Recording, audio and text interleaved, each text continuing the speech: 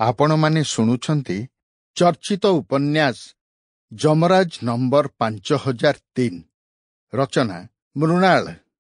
ପଢୁଛନ୍ତି ବସନ୍ତ ସାହୁ। ଭରତପୁର ରେଳ ଫାଟକ ପାଖରେ ଯମରାଜ। ଭରତପୁରରୁ ଯେଉଁ ରାସ୍ତାଟି ନିବାରଣପୁର ଆଡ଼କୁ ଯାଇଛି ସେହି ରାସ୍ତାରେ ଭରତପୁରରୁ ଅଳ୍ପ ବାଟରେ ଗୋଟେ ରେଳ ଫାଟକ ଅଛି।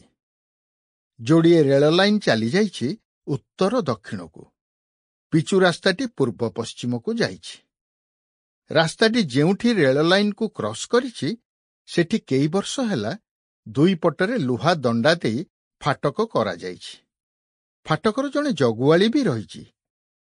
ଟ୍ରେନ୍ ଆସିବାର ସମୟ ହେଲେ ସେ ଘଣ୍ଟା ବଜାଇ ଲୁହା ଦଣ୍ଡାଟିକୁ ତଳୁକୁ କରି ରାସ୍ତା ବନ୍ଦ କରିଦିଏ। ଗାଡ଼ି ମଟର ଦୁଇଆଡ଼େ ଅଟକିଯାଏ। ସମସ୍ତେ ଅଟକିବା କଥା, ହେଲେ ସାଇକଲ ମଟର ସାଇକଲ ବାଲାଏ ସେମାନଙ୍କ ବାହନଗୁଡ଼ିକୁ ଅଣେଇ ଦେଇ ଲୁହା ଦଣ୍ଡା ତଳେ ଗଳି ଚାଲିଯାଆନ୍ତି। ଜଗୁଆଳି ସେମାନଙ୍କୁ ଅନେକ ଥର ମନା କରିଛି। କେହି ତା କଥା ଯେମିତି ନ ଶୁଣିଲେ ସେ ଆଉ କାହାକୁ କିଛି କହେନି। ଯାହା ଭାଗ୍ୟରେ ଯାହା ଥିବ ହେବ, ସେ ଆଉ କ'ଣ କରିବ? ଆଗରୁ ଏଠି ଫାଟକ ନଥିଲା। ଏ ଜାଗାରେ କେତେଜଣ ଟ୍ରେନ୍ ଚକ ତଳେ ମୁଣ୍ଡ ଦେଇ ଆତ୍ମହତ୍ୟା କଲେ। କେଇଥର ଦୁର୍ଘଟଣା ହେଲା। ଲୋକ ଟ୍ରେନ୍ ଚାପାରେ ମାରା ପଡ଼ିଲେ। ସେଠୁ ଆନ୍ଦୋଳନ ଫାନ୍ଦୋଳନ ହେଲା ବୋଲି ଏଠି ଫାଟକ କରାଗଲା। ଲୋକ କିନ୍ତୁ ଏବେ ବି ବେପରୁଆ ଭାବରେ ଲାଇନ୍ ପାର ହୁଅନ୍ତି, ଯେମିତି 2 ମିନିଟ୍ ଅଟକିଗଲେ କଚେରୀ କାମ ଅଟକିଯିବ। ଭରତପୁର ରେଳ ଫାଟକ ପାଖରେ ଠିଆ ହୋଇଥିଲେ ଯମରାଜ ନମ୍ବର 5003। ଆପଣ ପଚାରି ପାରନ୍ତି, ଯମରାଜ ତ ଯମରାଜ, ତାଙ୍କର ପୁଣି ନମ୍ବର କ'ଣ? ଯମରାଜ କ'ଣ ମଟର ଗାଡ଼ି ନା ଜେଲର କଏଦୀ ତାଙ୍କର ନମ୍ବର ରହିବ? ଏ ମ୍ୟାଟରଟା ଆଗେ କ୍ଲିୟର କରିଦିଏ, ପରେ ଅନ୍ୟ କଥା। ସାଧାରଣରେ ଧାରଣା ହେଲା ଯମରାଜ ହେଲେ ଜଣେ ମଣିଷ ମଲାବେଳେ ସେ ମଇଁଷି ପିଠିରେ ଚଢ଼ି ଗୋଟେ ହାତରେ ଫାଶପକା ଦଉଡ଼ି ଆଉ ଆର ହାତରେ ଗୋଟେ ମୋଟା ମୁଷଳ ଧରି ତାର ଆତ୍ମାଟିକୁ ନେବା ପାଇଁ ଆସନ୍ତି ଠିକ୍, ହେଲେ ଯମରାଜ ଜଣେ ନୁହନ୍ତି, ଯମରାଜ ଅନେକ। ଭାବୁନାହାନ୍ତି, ଏ ଦୁନିଆରେ ଏତେ ଲୋକ। ଆଜି ତାରିଖରେ ପୃଥିବୀର ଲୋକସଂଖ୍ୟା 600 କୋଟି ଡେଇଁଲାଣି। ତାପରେ ଏତେ ଜନ୍ତୁଜନ୍ତା, ପଶୁପକ୍ଷୀ, କୀଟ ପତଙ୍ଗ। ପୁରାଣ କହୁଛି ପୃଥିବୀରେ ରହିଛି 84 ଲକ୍ଷ ଯୋନି। ଏତେ ଯୋନିର ଯେତେ ଲୋକବାକ, ପଶୁପକ୍ଷୀ, କୀଟ ପତଙ୍ଗ ସମସ୍ତେ ମଲାବେଳେ ଯମରାଜ ଆସିବେ ତାର ଆତ୍ମାଟିକୁ ନେବା ପାଇଁ। ଜଣେ ଯମରାଜଙ୍କ ପାଖରେ ଏତେ କାମ କରିବା କ'ଣ ସମ୍ଭବ? ଆଦୌ ସମ୍ଭବ ନୁହେଁ।